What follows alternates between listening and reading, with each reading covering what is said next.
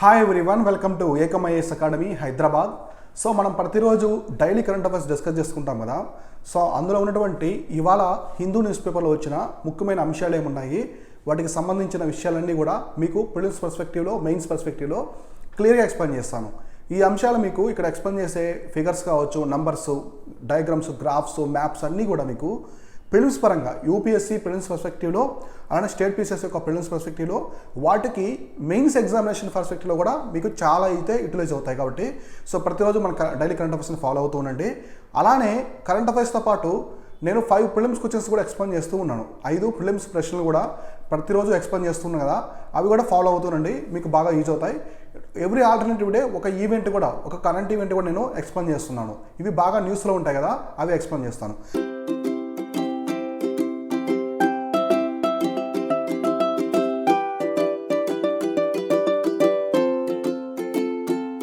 So ఇవాళ మనం చూసుకుంటే 25th జూలై కరెంట్ అఫైర్స్ ఏమున్నాయో నీట్గా చూద్దాము.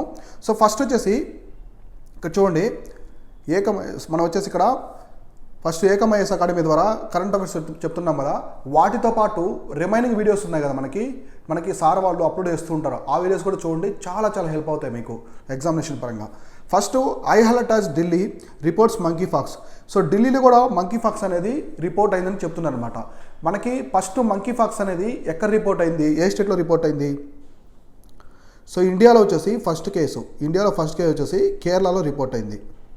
సో మోస్ట్లీ చూడండి, ఎక్కువ కేరళలోనే ఎందుకు, చాలామంది ఈ మధ్య నెటిజన్స్ కూడా క్వశ్చన్ చేస్తున్నారు, ఎక్కువ మనకి వైరస్లు కేరళలోనే ఎందుకు రిపోర్ట్ అవుతాయి, మిగతా స్టేట్స్లో ఎందుకు కావట్లేదని డౌట్ వస్తుంది. నిజానికి మనకి కేరళ నుంచి ఎక్కువ మంది అవుట్ సైడ్ వర్క్ చేస్తుంటారు. అంటే యుఏఈ, ఖతరు, బహ్రైను, సో ఇవి మనకి వెస్ట్ ఏషియన్ కంట్రీస్ ఉన్నాయి కదా, అక్కడ కానీ సౌత్ ఈస్ట్ ఏషియా కంట్రీస్ కానీ, అంటే కేరళ స్టేట్ నుంచి పర్సంటేజ్ ప్రకారం చూసుకుంటే, ఒక స్టేటులో జనాభా పర్సంటేజ్ చూసుకుంటే ఎక్కువ మంది కేరళలోనే అవుట్ సైడ్ వచ్చేసి వర్క్ చేస్తూ ఉంటారు. వాళ్ళు పంపించే రెమిడిషన్స్ కూడా ఎక్కువగా ఉంటాయి మనకి. కాబట్టి కేరళ వాళ్ళు ఎక్కువ అవుట్ సైడ్ ఉండడం వల్ల అవి వాళ్ళు వస్తూ ఉంటారు కదా, వస్తూ పోతూ ఉంటారు, ఎక్కువ మంది జనాభా పరంగా ఎక్కువ ఉన్నారు కాబట్టి, అందువల్ల ఈ వైరస్ని ఎక్కువ వస్తూ ఉంటాయి. అది కూడా చూసుకోండి. సో ఫస్ట్ మనం చూస్తే India's 4th case has no history of foreign travel. So foreign travel వల్ల వచ్చిందని చెప్పట్లేదు, కాబట్టి ఇది స్ప్రెడ్ అయినట్టుగా అనుమానాలు అయితే ఉన్నాయన్నమాట. So Delhi confirmed the first case of the monkeypox on Sunday, and after the infection was declared as the public health emergency of the international concern by the World Health Organization. So ఇదన్నీ మనకి Covid కావచ్చు, ఇట్లాంటి ఏదైనా వ్యాధులు వస్తుంటాయి కదా, so virus ద్వారా వచ్చాయి, బ్యాక్టీరియా ద్వారా వచ్చాయి, వీటికి సంబంధించి ఎవరు తీసుకుంటారంటే WHO, అంటే వరల్డ్ హెల్త్ ఆర్గనైజేషన్ అయితే దీని గురించి కంప్లీట్గా ఆరా తీస్తుంది. ఎలా వచ్చింది, అది ఫారెన్ ఏదైనా కంట్రీస్ నుంచి రావడం వల్ల వచ్చిందా లేదా వ్యాపించిందా అని నీట్గా అయితే అడుగుతారు. సో తర్వాత the health ministry of confirmed that the 34 years old. So 34 years old వాళ్ళు వచ్చేసి వచ్చిందనమాట, isolate in the Lok Nayak hospital. So అక్కడ వచ్చేసి లోక్ నాయక్ హాస్పిటల్ అయితే ఐసోలేట్ చేశారు కంప్లీట్గా, ఎవరికి ఇంకా ఆ కంపెనీగా మనకు వచ్చేసి కాంటాక్ట్ లేకుండా ఐసోలేట్ అంటే క్వారంటైన్లో పెట్టినట్టు చేస్తారనమాట. The patient is recovering the designated isolation centre in hospital. So parent కూడా వచ్చేసి వస్తున్నారు. సో ఇక్కడ నీట్గా వచ్చేసి వీళ్ళంతా డేటా మామూలుగా క్వారంటైన్ పెడతారని చెప్పారు ministry of health and family welfare.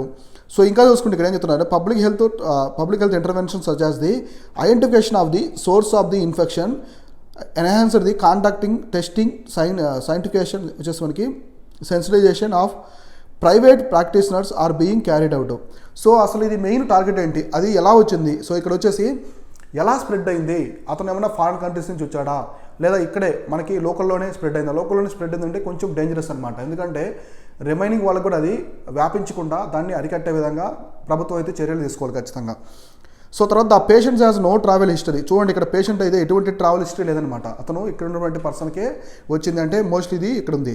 Was admitted some days అగో with the fever and skin lesions. So అతనికి స్కిన్ ప్రాబ్లంలా కొంచెం దురదగా అనిపించడం, అవి సో దురదలా అనిపిస్తాయి అనమాట మంకీ ఫాక్స్. తర్వాత కొంచెం ఫీవర్గా కూడా ఉన్నదన్నమాట, సో జ్వరం ఉండడం, ఇట్లాంటి లక్షణాలు కనిపించడం వల్ల తనైతే హాస్పిటల్లో జాయిన్ అయ్యాడు. సో తర్వాత the high level review meeting of the situation was organised by the director general of health services and on Sunday. WHO called up on the countries of south east Asia. So south east Asia కంట్రీస్లో కూడా ఇది చెప్పిందన్నమాట కంప్లీట్గా, మీరు జాగ్రత్తగా ఉండండి. So south Asia మనకి దక్షిణాసియా కావచ్చు, ఆగ్నేయాసియా, అన్ని దేశాలకి ఇప్పటివరకు ఇంకా వ్యాపించలేదు. రీసెంట్గా ఇండియాలో కూడా కేసు అయితే వచ్చింది, 4th కేసు అయితే వచ్చిందనమాట. సో కాబట్టి చర్యలు తీసుకొని చెప్తున్నారు. సో ఇంకా చూసుకుంటే national centre for the disease control, NCDC ఉంది కదా మనకి, national centre for disease control ఒక ఆర్గనైజేషన్ ఉంటుంది, has been directed to carry out the so detailed epidemiological investigation of the positive cases. So నీట్గా వాళ్ళు అంటే ఇన్వెస్టిగేషన్ చేస్తున్నారు, ఎలా స్ప్రెడ్ అవుతుంది, సో ఇటువంటి లక్షణాలు ఎలా ఉన్నాయి, అవేర్నెస్ అయితే క్రియేట్ చేస్తున్నారు, ప్రజల మధ్య ఒక అవేర్నెస్ని అయితే తీసుకొస్తున్నారు. So the national AIDS control organisation has been instructed to create awareness preventive methods against the virus. So మనకి నేషనల్ ఎయిడ్స్ కంట్రోల్ ఆర్గనైజేషన్ ఒకటి ఉంటుంది, నేషనల్ ఎయిడ్స్ కంట్రోల్ ఆర్గనైజేషన్. ఇది అవేర్నెస్ చెప్తుంటుంది అనమాట, అందరూ ప్రజలందరికీ కూడా అవేర్నెస్ ప్రోగ్రామ్స్ పెట్టడము, సో ఆన్లైన్ ద్వారా ఆఫ్లైన్ ద్వారా ఇలా అవేర్నెస్ ప్రోగ్రామ్స్ పెట్టి ఎయిడ్స్ మీద అవగాహన తెస్తూ ఉంటారు కదా. అలానే ఎగ్జాక్ట్గా ఇప్పుడు వీళ్ళకి బాధ్యత ఇచ్చారనమాట, మంకీ ఫాక్స్ మీద కూడా మీరు దీని మీద అవేర్నెస్ తీసుకురండి, ప్రతి ఒక్కరికి అవేర్నెస్ తీసుకొచ్చి వాళ్ళకి ఎలా ఉంటుంది, ఎటువంటి సిమ్టమ్స్ ఉంటాయి, మీకు ఎలా అనిపించినప్పుడు హాస్పిటల్కి జాయిన్ అవ్వాలి, ఇవన్నీ కూడా తీసుకొస్తున్నారు. సో ఇంకా ఏం చెప్పారంటే so travel in the past 20 days in the country. So చూడండి, health facilities have been told to look patients with unexplained crashes on the history of travel past 21 daysలో. సో 21 daysలో ఎవరైనా బయట నుంచి ట్రావెల్ చేసి వాళ్ళకి ఏమైనా స్కిన్ ఇన్ఫెక్షన్స్ ఇట్లాంటివి వచ్చినా కూడా 21 days, లాస్ట్ 21 daysలో కంప్లీట్గా ఎవరికి వచ్చినా కూడా వాళ్ళ మీద ఒక కన్నేసి ఉంచాలి, సస్పెక్టెడ్ కేసు మంకీ ఫాక్స్ చూడాలని చెప్పారు. So additionally guidelines for management of monkeypox disease issued by the centre states the transmission of the monkeypox virus happens primarily through large respiratory droplets. So మనం తుమ్ముతాం కదా, తుమ్మినప్పుడు తుంపర్లా వస్తాయన్నమాట మనకి. So వాటి వల్ల కూడా ఈ వైరస్ అనేది మనకి కాంటాక్ట్ అయ్యే విధంగా ఉందన్నమాట. సో వాటి మీద కూడా తీసుకురావాలి. The incubation period of the virus is usually from 6 to 13 days. The symptoms in the include lessons. So lesions, skin lesions అనేవి వస్తాయన్నమాట. అంటే ఇంక్యుబేషన్ పీరియడ్ అంటే మనకు వైరస్ వచ్చిన తర్వాత, వైరస్ వస్తుంది కదా, వైరస్ వచ్చిన తర్వాత మనకి వ్యాధి వస్తుంది కదా, దానికి మధ్య ఉన్న టైంని ఇంక్యుబేషన్ పీరియడ్ అంటారు. ఆ పీరియడ్ అనేది 13 days వరకు ఉందన్నమాట, 13 days వరకు ఉంది. సో అందుకనే 21 days, 13 days ఉంది కాబట్టి 13 రోజులు 21 days ఉన్నప్పటికీ వాళ్ళు కూడా హిస్టరీ కూడా చెక్ చేయమని చెప్తున్నారు. సో ఇంకా with in the 1 to 3 days from the onset of fever. So 1 to 3 days మనకి 1 నుంచి 3 రోజుల వరకు, 3 days వరకు ఫీవర్ ఉన్నా కూడా వాళ్ళని జాగ్రత్తగా చూసుకోవాలని చెప్పేసి చెప్తున్నారు, అలర్ట్గా ఉండాలి. The lasting for around 2 or 4 weeks and are often described as the painful until the hearing phase when they become itchy. So ఇచ్చి అంటే కొంచెము దురదగా అనిపిస్తుంది అనమాట. సో స్కిన్ అనేది కొంచెం దురదగా అనిపిస్తుంది. సో అప్పుడు ఈ స్కిన్ లీజన్స్ అంటే ఇట్లా ఏమన్నా ఉన్నాయో చూస్తారు. సో మంకీ ఫాక్స్ గురించి చూసుకోండి, బాగా న్యూస్లో ఉంది. మెయిన్స్ ఆన్సర్ కూడా ఇది చేసి పెట్టుకోవాలి, ఎందుకంటే న్యూస్లో బాగా హైలైట్ అవుతుంది. సో ఎగ్జామినేషన్ పరంగా కూడా చాలా important. So monkeypox first report అయింది వచ్చేసి మనకి కేరళ స్టేట్లో రిపోర్ట్ అయింది ఇండియాలో, తర్వాత రిమైనింగ్ వాటికి వ్యాపిస్తూ ఉంది. సో మీకైనా కూడా సిమ్టమ్స్ ఎలా అనిపించినప్పుడు సో హాస్పిటల్లోకి వెళ్ళాలన్నమాట. సో స్కిన్ లీజన్స్ ఉన్నా, సో నెక్స్ట్ ఫీవర్ ఉన్నా, 3 to 4 days ఫీవర్ ఉండి స్కిన్ లీజన్స్ అనిపించినా కూడా ఇమీడియట్గా అయితే హాస్పిటల్లో టెస్ట్ అయితే చేయించుకోవాలి. సో అదొకటి ఇంపార్టెంట్. సో నెక్స్ట్ చూడండి, న్యూస్లో మనకి ద్రౌపది ముర్ము గారు రాష్ట్రపతికి గెలిచారు కదా, రాష్ట్రపతికి గెలిచిన తర్వాత ఇవాళ వచ్చేసి India's 15th president so oath ceremony ఉందన్నమాట, అంటే ప్రమాణ స్వీకారం. దానికి సంబంధించి మనం కొన్ని ఫ్యాక్ట్స్ అయితే డిస్కస్ చేసుకుందాం. So she is the youngest and first tribal person, అంటే ఈమె 1947 తర్వాత అంటే స్వాతంత్రం వచ్చిన తర్వాత పుట్టినటువంటి మొట్టమొదటి రాష్ట్రపతి. ఆమె ఇప్పటివరకు రాష్ట్రపతి అందరూ కూడా 1947కి ముందు పుట్టారు, అంటే మన స్వాతంత్రానికి ముందు పుట్టారు. ఈమె ఫస్ట్ టైం కాబట్టి యంగెస్ట్ పర్సన్ అయితే అయిందనమాట. So youngest person, so first tribal person. ఈమె వచ్చేసి ఇటువంటి constitution, highest constitution, top constitution post కదా ప్రెసిడెంట్ అనేది, మనకి రాజ్యాంగం పరంగా అతిపెద్ద పోస్ట్ అనమాట, పదవి ఇండియాలో.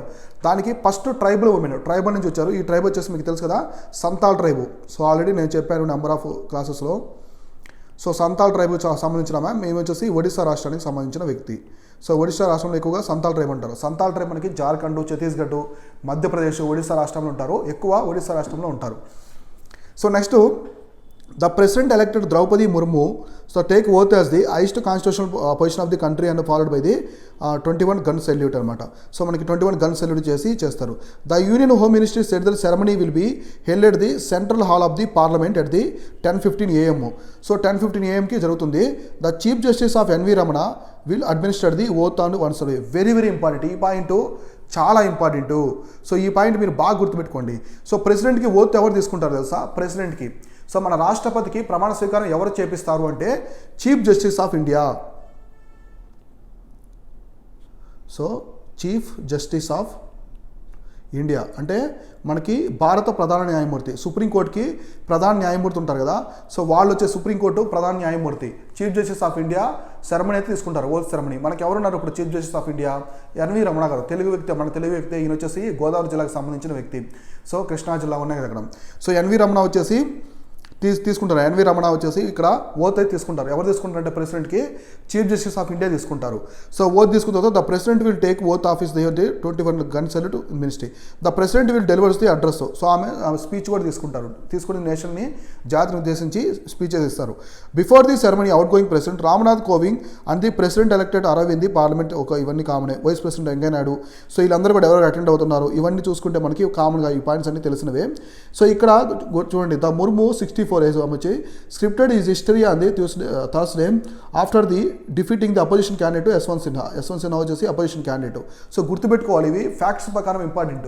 సో రాష్ట్రపతి ద్రౌపది ముర్మే కాకుండా అపోజిషన్ ఎవరు పోటీ చేస్తారో కూడా మీరు స్టేట్ పీసెస్ పరంగా అడగడానికి ఛాన్స్ ఉంటుంది.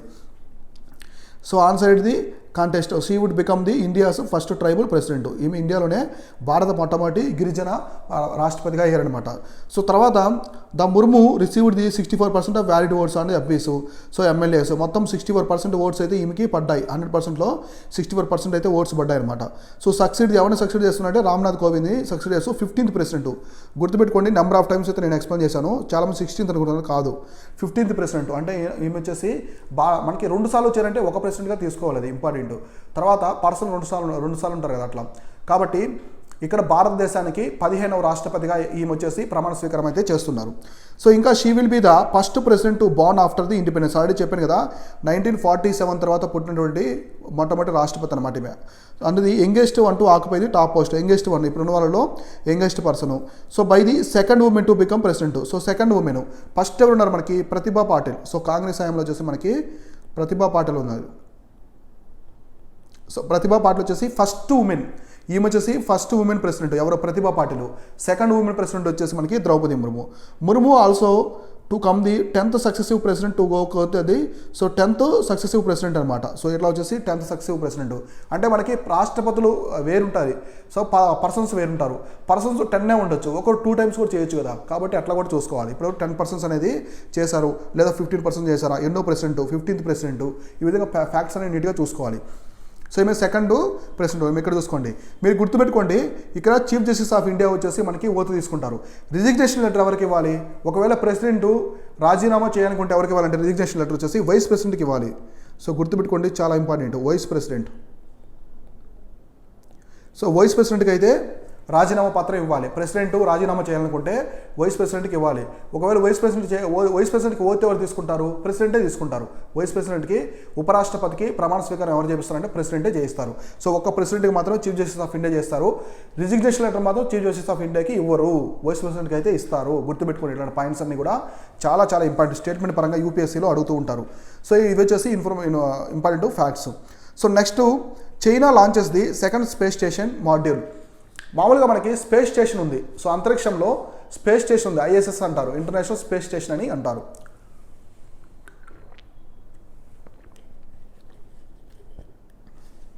సో మీకు తెలుసు కదా, స్పేస్ స్టేషన్ని చూస్తుంటారు మీరు. అంటే ఇక్కడి నుంచి కాదు, మనకి చాలా రేర్ కనిపిస్తుంది. అమెరికా, కెనడాలో అయితే బాగా కనిపిస్తుంది ఎక్కువగా. మనకి స్పేస్ స్టేషన్ ఉంటుంది, ఇలా ఉంటుంది. సో మీరు ఏమేమి చూస్తుంటారు, ఇలా స్పేస్ స్టేషన్స్ ఉంటాయి. ఇది అంతరిక్షంలో తిరుగుతూ ఉంటుంది అనమాట. అంతరిక్షంలో పైన స్పేస్ స్టేషన్స్ ఇలా ఉండి, సో ఇలా ఉండి తిరుగుతూ ఉంటుంది, అంతరిక్షంలో ఉంటుంది అనమాట. మీకు అందరికీ తెలిసే ఉంటుంది, ఎక్కువ చూస్తుంటారు ఇమేజెస్, గ్రావిటీ మూవీలో. సో చాలా మూవీస్లో చూస్తుంటారు మీరు, అంతరిక్షం మూవీ ఇలాంటి చూస్తూ ఉంటారు కాబట్టి ప్రాబ్లం లేదు. ఇవన్నీ చూస్తుంటారు మీరు, ఇంటర్స్టెల్లార్ అవి. ఇక్కడ చూస్తే China launches the second space station module. China వాళ్ళు చూడండి, ఏదైనా కూడా పెద్ద పెద్ద నిర్మాణాలు చేస్తుంటారు. వాళ్ళు ఏది చేసినా కూడా అది వరల్డ్ లార్జెస్ట్ అయినా ఉంటుంది, వరల్డ్ లాంగెస్ట్ అయినా ఉంటుంది, అలానే వరల్డ్ బిగ్గెస్ట్ అయినా ఉంటుంది. ఈ 3 గుర్తుపెట్టుకోండి. చైనా వాళ్ళు ఏదైనా కూడా చేయగలరు. వాళ్ళు ఇంజనీరింగ్, రివర్స్ ఇంజనీరింగ్లో టాప్ మెంబర్స్ అనమాట. అంటే మీరు ఒక ప్రోడక్ట్ ఇక్కడ ఇండియాలో తీసుకొచ్చారంటే అది ఇంకా ప్రపంచంలో ఎక్కడ తయారవదు. ఇండియాలో అనుకుంటే వాళ్ళు దాన్ని 15 minutes తయారు చేస్తారు. అంటే రివర్స్ ఇంజనీరింగ్లో చేస్తారు.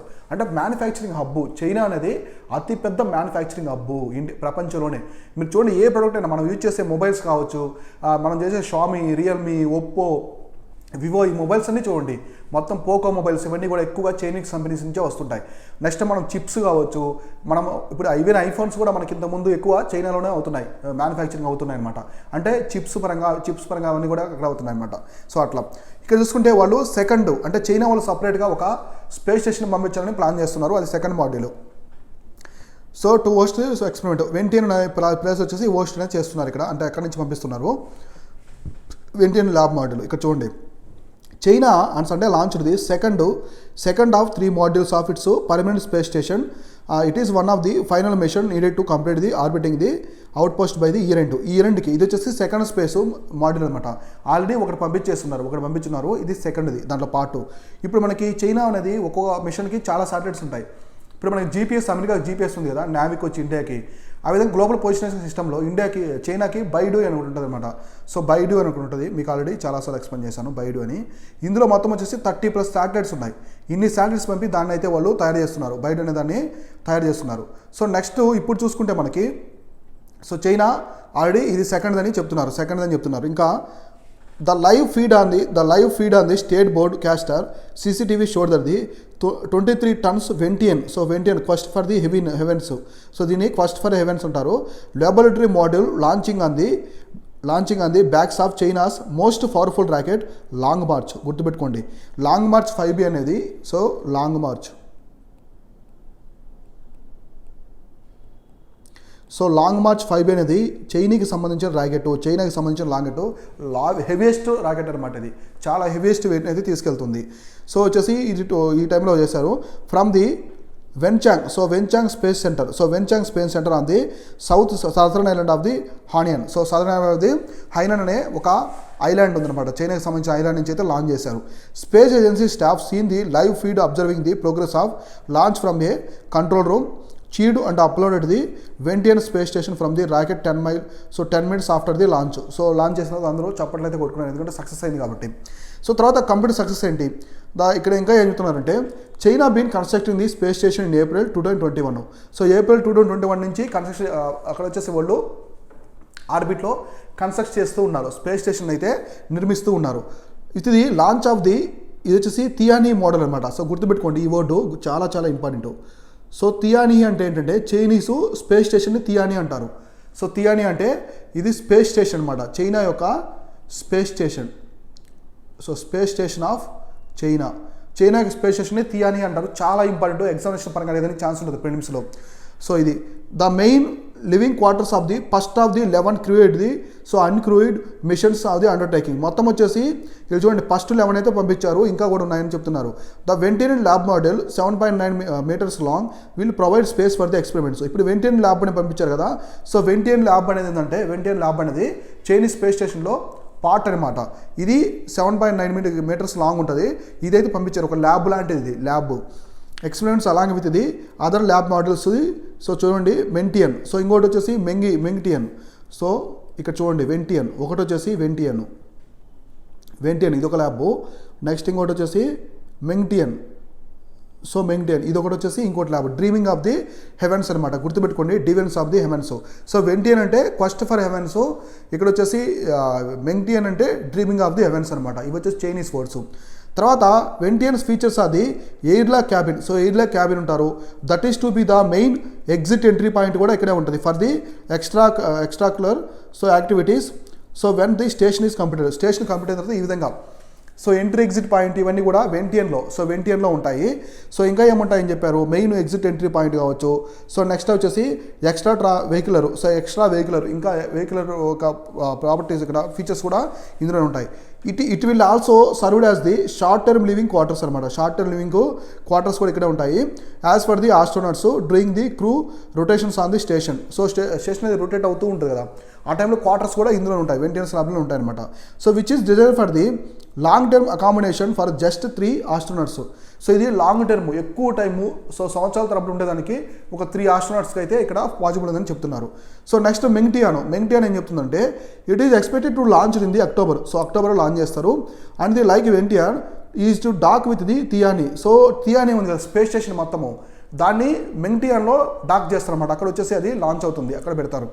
సో తర్వాత forming the T shaped structure, ఇది మొత్తం వచ్చేసి టీ షేప్డ్ ఉంటుంది అనమాట. మెంగ్టీ అనేది కంప్లీట్గా టీ షేప్డ్ అయితే స్ట్రక్చర్ ఉంటుందని చెప్తున్నారు. తర్వాత source of pride, the completion of the structure about the 5th of the international space station by mass. So ఇది మామూలుగా మనకి 1/5 ఉంటుంది. So 1/5 of the international space station. ఇప్పుడు ఆల్రెడీ ఐఎస్ఎస్ ఉంది కదా, so international space station NASA, Canada వీళ్ళందరూ USA వాళ్ళు invest చేసి పెట్టారనమాట, రష్యా అంతా. వాళ్ళలో 1/5 ఉంటుంది అనమాట. దీనిలో ఇది 1/5 వెయిట్ అయితే ఉంటుందని చెప్తున్నారు. So it is a mass source of the pride among the ordinary Chinese people and will president జింగ్ Jinping 10 years leader Chinese ruling the communist party. Okay, వీళ్ళందరూ కూడా దాన్ని సోర్స్గా చెప్పారనమాట, నీట్గా అనౌన్స్ చేశారు. The board of the space station are the Shenzhou 14 mission. So board station space station వచ్చేది Shenzhou mission. Commander Chen Dong and team ఎంత members అవసరం లేదు, ఎంత మనకు అవసరం లేదు. సో ఇక్కడ చూసుకుంటే మీరు గుర్తుపెట్టుకోండి, టియాని అంటే చైనీస్ స్పేస్ స్టేషన్ పేరు. ఇందులో వచ్చేసి వెంటియాను మెంగ్టియాన్ అనే 2 ఉన్నాయన్నమాట. 2 వచ్చేసి పార్ట్స్ ఉన్నాయి. మెంగ్టియాన్ వచ్చేసి ఎగ్జిక్యూటివ్ మైండ్, ఎక్స్ట్రా వెహికులర్ అవి ఉన్నాయి. వెంటియాన్ వచ్చేసి కంప్లీట్గా అది స్పేస్ స్టేషన్ అనమాట. సో ఇంకా లాంగ్ మార్చ్ అనే రాకెట్ ద్వారా పంపించారు. ఇది చైనాకి సంబంధించిన రాకెట్, టీ షేప్ అయితే ఉంటుంది. ఈ విధంగా అన్నీ కూడా నీట్గా గుర్తుపెట్టుకోండి. సో నెక్స్ట్ కరెంట్ అఫైర్స్ ఏముందంటే ఇక్కడ నెక్స్ట్ వచ్చేసి evacuation alert after the volcano erupts in the Japan. So volcano అయితే ఎరప్ట్స్ అయింది అనమాట. జపాన్లో వచ్చేసి ఒక అగ్నిపర్వతం అనేది పేలింది. దానికి సంబంధించి ఎవాక్యుయేషన్ అంటే చర్యలు జరుగుతున్నాయి. వాళ్ళని అక్కడి నుంచి నీట్గా తీసుకొచ్చి సంరక్షణ ప్రాంతానికి పంపించడం. So dozens of people urged to evacuate their homes after the fiery volcano eruption in the southern జపాన్లో వోల్కాన్ ఎరప్షన్ అయింది. The national weather agency issued the top level alert for the mountain. National అక్కడ ఉన్నటువంటి వాతావరణ సంస్థ ఉంది కదా, జపాన్కి సంబంధించిన high alert అయితే ఇచ్చింది. Television footage showed that the red hot rocks and the dark plumes exploding from the, చూడండి వోల్కానో పేరు ఏంటంటే వచ్చేసి Sakurajima volcano in the Kagoshima అనే ఐలాండ్లో. ఇక్కడ వోల్కానో గుర్తుపెట్టుకోండి, మౌంట్ అన్నారు, మొత్తం వచ్చేసి మౌంట్ అంటారు మ్యాక్సిమం. మౌంట్ సకురజిమా. సో మౌంట్ సకురజిమా అనే వోల్కాన్ అనమాట. వోల్కాన్ వచ్చేసి ఇది ఎక్కడుందంటే మనకి కగోషిమా అని సదరన్ జపాన్లో అయితే ఉంది. గుర్తుపెట్టుకోండి, ఇది వచ్చేసి జపాన్ కంట్రీలో ఉంది. సో జపాన్ కంట్రీలో ఉంటుంది అనమాట. So there were no immediate reports of damage set the. So ఇక్కడ వచ్చేసి ఎటువంటి డ్యామేజ్ అయితే కావలేదు. Prime minister Fumio Kishida. So గుర్తుపెట్టుకోండి, సో ప్రైమ్ మినిస్టర్ ఎవరు, జపనీస్ యొక్క ప్రైమ్ మినిస్టర్ ఎవరు, Japanese prime minister Fumio Kishida. So ఈయన వచ్చేసి జపనీస్ ప్రైమ్ మినిస్టర్ అనమాట, పిఎం, జపనీస్ యొక్క ప్రైమ్ మినిస్టర్. సో రీసెంట్గా మాజీ ప్రైమ్ మినిస్టర్ షింజో అబేని కాల్ చేశారు, తుపాకులతో కాల్ చంపేశారు అనమాట దుండగుడు వచ్చేసి ఒక వ్యక్తి. గుర్తుపెట్టుకోండి, షింజో అబే వచ్చేసి మాజీ ప్రధానమంత్రి, ఆయన జపాన్ దేశానికి సంబంధించిన వ్యక్తి. సో పిఎం వచ్చేసి ఏం చెప్తున్నారంటే government to work closely with the local municipality to ensure the damage prevention such as the evacuations కూడా తీసుకోమని చెప్తున్నారు. The volcano frequently spit out the smoke ash and is the major tourist attraction.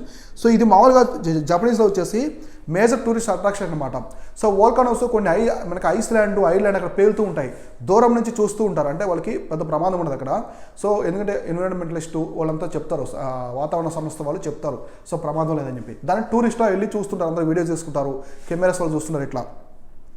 So మనకి youngest volcano ఎక్కడ ఉంది, ఐస్లాండ్లో మన రీసెంట్గా వచ్చింది అనమాట, ఐస్లాండ్లో యంగెస్ట్ వోల్కానో.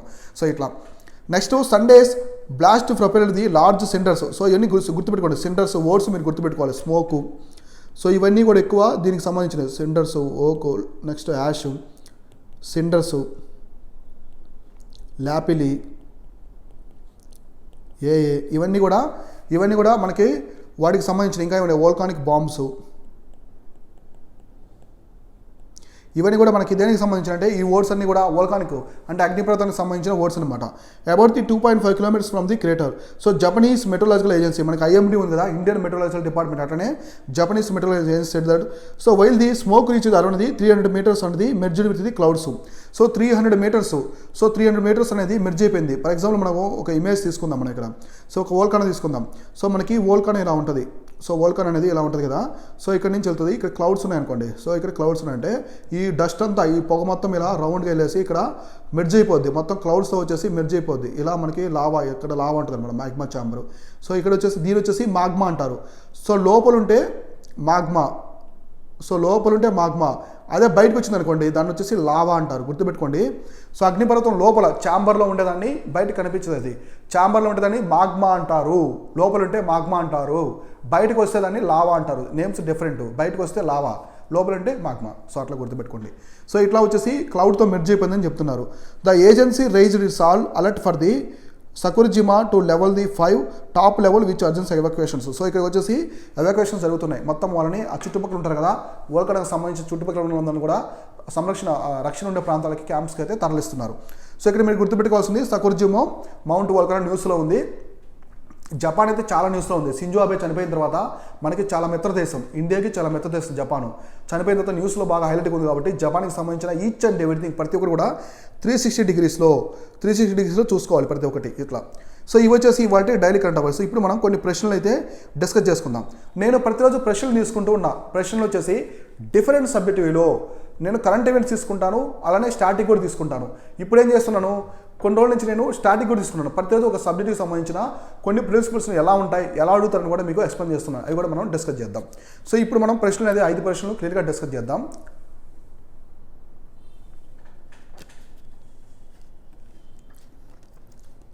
సో ఫస్ట్ వచ్చేసి who was followed the policy of blood and iron. So blood and iron policy అనేది ఫాలో అయ్యారన్నమాట. ఎవరు ఫాలో అయ్యారంటే ఇది వచ్చేసి మనకి ఢిల్లీ సల్తనత్లో. సో ఢిల్లీ సల్తనత్లో ఒక వ్యక్తి ఫాలో అయ్యారు, ఒక సుల్తాను ఫాలో అయ్యారనమాట.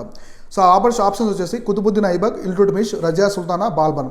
సో మనకి ఇక్కడ ఆన్సర్ వచ్చేసి బాల్బన్. సో బాల్బన్ వచ్చేసి బ్లడ్ అండ్ ఐరన్ పాలసీని ఫాలో అయ్యారు. సో బ్లడ్ అండ్ ఐరన్ పాలసీని ఫాలో అయ్యారు. ఈయన వచ్చేసి స్లేవ్ దినస్టీకి సంబంధించిన వ్యక్తి. సో మనకి ఢిల్లీ సుల్తాన్స్ ఎవరు పరిపాలిస్తారో అవి కూడా నేను మీకు నీట్గా ఎక్స్ప్లెయిన్ చేస్తాను.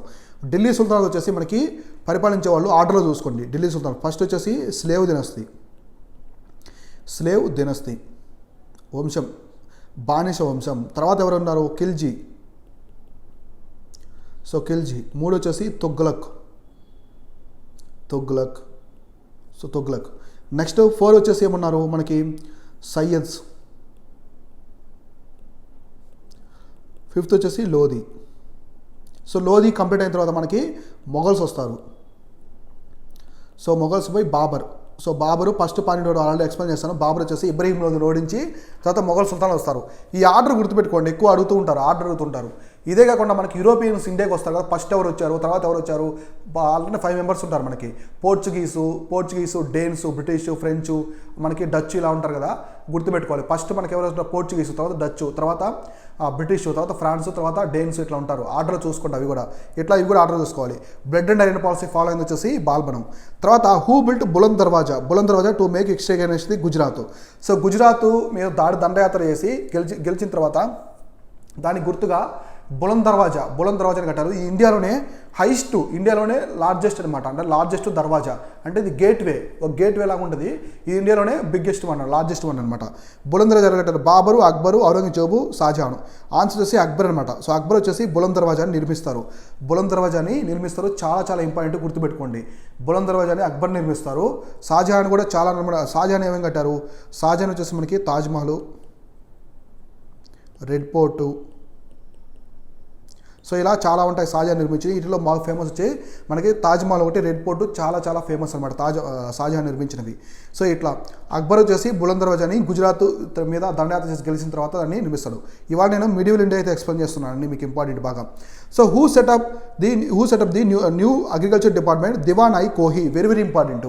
సో మనకి దివాన్ అయరజ్ అంటే మిలిటరీ డిపార్ట్మెంట్. అది వచ్చేసి మనకి కుతుబుద్దీన్ ఐబక్ టైంలో ఏర్పరుస్తారు, అంటే స్లేవ్ దినస్టీ టైంలో వస్తుంది. బాల్బన్, కుతుబుద్దీన్ ఐబక్ ఉన్న టైంలో. ఇక్కడ వచ్చేసి ఆప్షన్స్ బాల్బన్, జియాసుద్దీన్ తుగ్లక్, మహమ్మద్ బిన్ తుగ్లక్, ననాబ్దేవ్. ఆన్సర్ వచ్చేసి మహమ్మద్ బిన్ తుగ్లక్. సో మహమ్మద్ బిన్ తుగ్లక్ వచ్చేసి దివాన్ ఐ కోహి అనేదాన్ని ఇంట్రొడ్యూస్ చేస్తారు. ఈయన వచ్చేసి టోకెన్ కరెన్సీని. సో ఇంకా టోకెన్ కరెన్సీని కూడా ఈయనే ఇంట్రొడ్యూస్ చేస్తాడు, టోకెన్ కరెన్సీ. నెక్స్ట్ ఢిల్లీ నుంచి క్యాపిటల్ కూడా దేవగర్.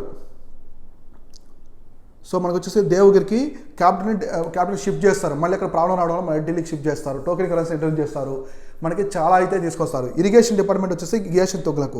సో ఇరిగేషన్ సంబంధించిన వర్క్ అన్ని కూడా ఢిల్లీ సుల్తాన్లో ఫస్ట్ టైము గియాసుద్దీన్ తుగ్లక్ అయితే చేస్తారనమాట. సో ఈ విధంగా ఇంపార్టెంట్. దివాన్-i కోహి ఎవరు తీసుకొచ్చారంటే మనకి దివాన్-i కోహి అంటే agriculture department. So new agriculture department ఇది మహమ్మద్ బిన్ తుగ్లక్ తీసుకొస్తారు. Who promoted the new religion Diwan i Ilahi. సో ఇవాళ చూడండి, నేను మొఘల్స్ ఎక్కువ ఢిల్లీ సుల్తాన్ గురించి క్వశ్చన్స్ అనేవి తీసుకున్నాను నీట్గా. సో దీన్ ఇలాహి అని ఒక రిలీజన్, ఇది వచ్చేసి ఒక కొత్త మతం అనమాట. సో రిలీజన్ ఏమంటారు తెలుగులో? మతం. సో మతం అంటారు. సో రిలీజన్ తీసుకొచ్చారు. వీటిలో వచ్చేసి ఎవరు తీసుకొచ్చారు ఈ మతాన్ని? ఇబ్రహీం లోధి, అక్బర్, జహంగీర్, షేర్షా సూరి. ఆన్సర్ వచ్చేసి ఇక్కడ అక్బర్. సో అక్బర్ వచ్చేసి ఈ మతాన్ని తీసుకొస్తారు. ఫస్ట్ వచ్చేసి ఈ మతంలో చేరేది బీర్బల్. సో బీర్బల్ వచ్చేసి ఒక హిందూ అయినప్పుడు కూడా అక్బర్ పెట్టినట్టు ఈ మతంలో ఉంటారు. మనకి అక్బర్ బీర్బల్ కథలు, మనకి కృష్ణదేవరాయ, తెనాలి రామకృష్ణుడు. సో కృష్ణదేవరాయ, తెనాలి కథలు ఉంటాయి కదా, వాళ్ళిద్దరి మధ్య జరిగిన సంభాషణని కథల్లో మనం చదువుకుంటూ ఉంటాం. చాలా బాగుంటాయి అవి, చాలా బాగుంటాయి. కొన్ని కథలు, నీతి వాక్యాలు, నీతి కథలు అన్నీ ఉంటాయి అనమాట. సో అక్బర్ ప్రశ్నలు అడగడము, సో వాటికి బీర్బల్ చెప్పడం, ఇట్లనే తెనాలి రామకృష్ణుడు, కృష్ణదేవరాయ ఎలా ఉంటారో అక్బర్ బీర్బల్ కూడా సేమ్ అలానే సన్నిహితంగా ఉంటారనమాట. సో బీర్బల్ వచ్చేసి ఫస్ట్ ఈ రిలీజన్ అయితే జాయిన్ అవుతాడు. ఇది ఇంపార్టెంట్, దీన్-i ఇలాహి. సో నెక్స్ట్ ప్రశ్న వచ్చేసి 5th ప్రశ్న, లాస్ట్ ప్రశ్న. So consider the following statements. Vijayanagara kingdom founded by the Krishnadevaraya. Harihara బుక్క వారు పీరియడ్స్ ఆఫ్ కాకతీయ. ఇక్కడ సెకండ్ స్టేట్మెంట్ కరెక్ట్. సో కాకతీయుల యొక్క సామంతరాజులే Harihara and Bukka. So Harihara Bukka, Harihara Rayalu, Bukka Rayalu. First Harihara రాయలు, తర్వాత బుక్క రాయలు. వీళ్ళు వచ్చేసి ఒకప్పుడు కాకతీయాస్ వచ్చేసి వరంగల్. సో ఇప్పుడు తెలంగాణలో ఉన్న వరంగల్ ఒకప్పుడు ఓరుగల్ అనేవాళ్ళు. సో వరంగల్ని పరిపాలించారు. సో వీళ్ళే వచ్చేసి గోల్కొండ పోర్టు కూడా నిర్మించారు. సో గోల్కొండ పోర్టు ఉంది కదా, సో హైదరాబాద్లో ఉండే గోల్కొండ పోర్టు కూడా నిర్మించింది వీళ్ళే. కాకపోతే దాన్ని నిజాంస్ తర్వాత పాలించారు. సో ఆ కోర్టుని నిజాంస్ అనేవాళ్ళు పాలించారు. మొదట ఈ పోర్టును కట్టింది వచ్చేసి కాకతీయులు. ఈ కాకతీయులు వరంగల్లో ఉన్నారు. మనకి ఇంకా ఇంపార్టెంట్ ఇది కాకతీయులు నిర్మించినటువంటి రామప్ప టెంపుల్. సో కాకతీయులు నిర్మించిన రామప్ప టెంపుల్ ఇది వరంగల్లో ఉంటుంది. టీఎస్ అంటే తెలంగాణ రాష్ట్రంలో ఉంటుంది అనమాట. ఇది వచ్చేసి మనకి ఇండియాలో 39th వరల్డ్ హెరిటేజ్ సైట్గా గుర్తించారు. మొత్తం వచ్చేసి మనకి 40 ఉంటాయి. 40 వచ్చేసి ధోల్వీరా గుజరాత్లో ఉంటుంది. 39th వరల్డ్ హెరిటేజ్ సైట్ ఇండియాలో. సో ఇక్కడ కాకతీయాస్కి ఇల్లు హరిహర రాయలు, బుక్కరాయ సామంతరాజు correct. So Vijayanagara kingdom founded by the Krishnadevaraya wrong. So ఎందుకంటే విజయనగర కింగ్డమ్ స్థాపించి వచ్చేసి హరిహర రాయలు, బుక్కరాయలు. వీళ్ళు కాకతీయుల దగ్గర సామంతరాజులుగా ఉండి కాకతీయ సామ్రాజ్యం అనేది అంతరించిపోతున్న టైంలో, అంటే అది పతనానికి గురవుతుంటుంది అనమాట. వీక్ కింగ్స్ రావడం, తర్వాత ఢిల్లీ సుల్తాన్లు, మొఘల్స్ ఎక్కువ దాడులు చేయడం, ఇట్లా ఆ టైంలో ఎక్కువ వచ్చేసి ఢిల్లీ సుల్తాన్లు దాడులు చేస్తారు కాకతీయుల మీద. సో ఈ టైంలో అప్పుడు ఏమైందంటే, సో హరిహర రాయలు, బుక్కరాయలు వచ్చేసి ఒక కొత్త సామ్రాజ్యాన్ని ఏర్పరిచారు. అదే వచ్చేసి విజయనగర కింగ్డమ్ని స్థాపించింది వచ్చేసి హరిహర రాయలు, బుక్కరాయలు. దాని తర్వాత తులువా దినస్తి. సో శ్రీకృష్ణదేవరాయలు వచ్చేసి శ్రీకృష్ణదేవరాయల యొక్క వంశం వచ్చేసి తులువా. సో తులువా దినస్తిలో వచ్చేసి వీళ్ళు సంగమా దినస్తి వేరు, తులువా దినస్తి వేరు, శాల్వా దినస్తి, తులువా దినస్తి, ఆరవీటి వంశం. వీళ్ళందరూ కూడా విజయనగర కింగ్డమ్ని అంటే పరిపాలించిన వంశస్థులు అనమాట. అయితే తులువా దినస్తికి సంబంధించి శ్రీకృష్ణదేవరాయల వల్ల చాలా నేమ్ వచ్చింది. ఈయన వచ్చేసి ఫేమస్. సో విజయనగర కింగ్డమ్లోనే మొత్తం వచ్చేసి ఫేమస్. మీరు చూడండి, యూపీఎస్సీ పేపర్స్ అయినా కూడా ఎవ్రీ ఇయర్ ఒక క్వశ్చన్ అనేది ఆంధ్రప్రదేశ్ మీద ఒక ప్రశ్న వస్తుంది. ఆంధ్రప్రదేశ్ మీద ఒక ప్రశ్న వస్తూనే ఉంది. అలానే విజయనగర కింగ్డమ్ మీద ఒక ప్రశ్న వస్తూనే ఉంటుంది. విజయనగర కింగ్డమ్ మీద, ఆంధ్రప్రదేశ్ మీద ఒక ప్రశ్న ఎవ్రీ ఇయర్ మీరు వస్తూనే ఉంటాయి. యూపీఎస్సీ ఏ పేపర్ అయినా చూడండి మీరు, 22, 21, 20, 19, 17, 18 ఏదైనా చూసినా మీరు 2 ప్రశ్నలైనా వస్తూ ఉంటాయి ఎవ్రీ ఇయర్. విజయనగర కింగ్డమ్ చాలా ఇంపార్టెంట్. శ్రీకృష్ణదేవరాయలు వచ్చేసి చాలా ఫేమస్. ఆముక్తమాల్యద బుక్ రాశారు. సో ఇక బౌనవిజం, ఈయన వచ్చేసి ఆయన కోర్టుని, అంటే మొత్తం వచ్చేసి ఆయన కోర్టుని వచ్చేసి మొత్తం రాజులు అందరూ ఉంటారు కదా, సో దాన్ని వచ్చేసి బౌన విజయం అంటారు. చాలా ఇంపార్టెంట్. సో వీళ్ళు అష్టదిగ్గజాలు ఉండేవాళ్ళు. ఆ బౌన విజయం అష్టదిగ్గజాలు అంటే 8 మంది మంత్రులు ఉండేవాళ్ళు ఫేమస్. దాంట్లో పెద్దవాళ్ళు వచ్చేసి అల్లసాని, పెద్దన. సో ఇట్లా కాబట్టి సెకండ్ స్టేట్మెంట్ రాంగ్ కాబట్టి సో ఇది రాంగ్. ఆన్సర్ వచ్చేసి sorry. So second statement correct కాబట్టి ఈ 2 రాంగ్ అయిపోతాయి. ఫస్ట్ 1 అలానే బోత్ అండ్ ఎయిదర్ 1 కూడా కరెక్ట్ అవుతాయి, రాంగ్ అవుతాయి. ఆన్సర్ వచ్చేసి సెకండ్ వన్ వచ్చేసి కరెక్ట్.